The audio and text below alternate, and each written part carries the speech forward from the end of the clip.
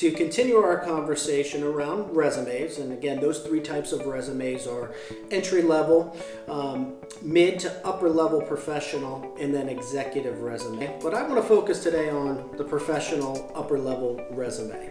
And so that's a graduation, obviously, from the entry level, which again is one page. And as we move then into your professional resume, which a large percent of the population is going to fall in, at this point, you're going to now graduate to 2 pages. It should not exceed 2 pages. Remember, keep in mind, your resume is not designed to tell your life story, and it's not designed to get you a job. It's designed to get you an interview. So it needs to be highly focused and concise. When I look at a resume, first pass gets all of about 15 to 20, maybe 25 seconds tops. So things quickly need to pop out at me. And I want to look at it and say, if I'm working with Joe, say, gosh, I need to get Joe in here to find out how Joe does what he does. So what does that then look like? Well, let's start with the top. Top of the resume. Make sure you have your name, your heading, best contact information, LinkedIn URL, etc. Then you're going to follow up that with a qualification summary. Your qualification summary is your marketing statement. What is the value that you bring or deliver either to an individual or to an organization or even just the market space in general?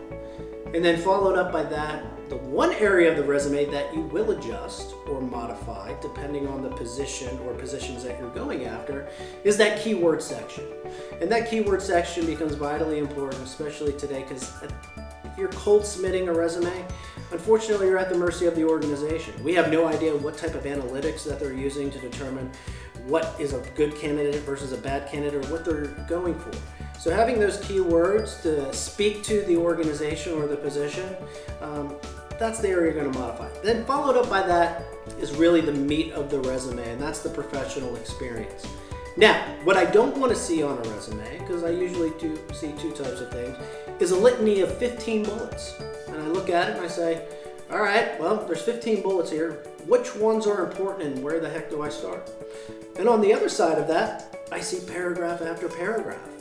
Number one, I'm saying, oh my gosh, there's so much information here. Where the heck do I start? But then if I do take the time to read all that, am I making a decision about the individual before even bringing them in for a conversation or an interview?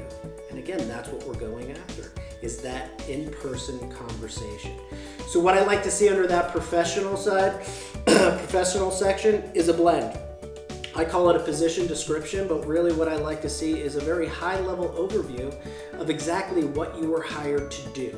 And then I like to follow that up anywhere from maybe 0 to 4 key bullets that shows the value or the result that was attained by you performing that function. And typically numbers, percentages, dollar amounts are a good way to articulate that. And then as we get down to the tail end of the resume, I like to round that out with your education, certifications, any type of professional development, technical inventory or technical competencies if they're relevant to the line of work that you do, any volunteer work, if you're part of any associations. And the way I like to round out the resume is an activity section. It was just more of the subjective stuff, and what I mean by that, I want to round you out as a human being. So what gets your juices flowing? What do you do for fun? Are you into strength training? Are you into mountaineering? Are you into running, skydiving, hiking, boating, any number of things? Either way, this is the components that I like to see in the mid to upper level professional resume. And please subscribe to the Miles LeHane channel, subscribe to our blog, and in the description below, you can find information of how to download your resume checklist. It'll give you 25 key points to identify to make sure that your resume is up to mustard. Thank you. Look forward to seeing you soon.